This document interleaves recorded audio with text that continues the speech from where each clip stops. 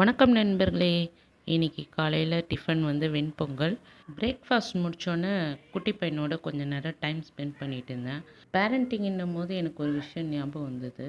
ரீசெண்டாக ஹாஸ்பிட்டலுக்கு போயிருந்தப்போ ஒரு லேடியை மீட் பண்ணேன். அவங்களுக்கு ட்வின்ஸு 3 வயசு இருக்கும் அந்த குழந்தைங்களுக்கு. என்னம்மா தனியாக வந்திருக்க, ஸ்கேன் எடுக்கணுமே, யார்கிட்ட விட்டுட்டு போவ, யாரும் கூட வரலையா அப்படின்னு கேட்டேன்.